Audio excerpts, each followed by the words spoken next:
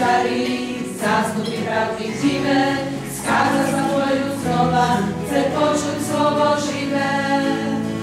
Si tichý a predsa voláš všetkých sebe domov.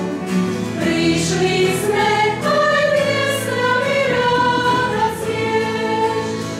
Si tichý a predsa voláš všetkých sebe domov. Prišli sme, aj dnes s nami ráda smieš.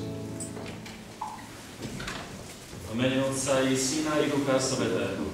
Poslankyňu Európskeho parlamentu Moniku Smolkovú, poslancov Národnej rady Slovenskej republiky Richarda Rašího, Igora Sidora, primátora mesta Košíc Františka Trapíka. Poslankyňa ako aj Národnej rady, ako aj miestneho zastupiteľstva i vy, drahí poľovčania.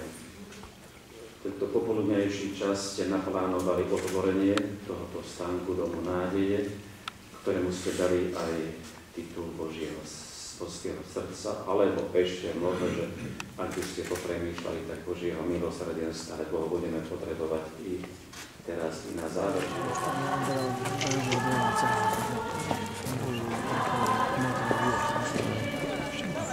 Już masz jeszcze, no to dobrze.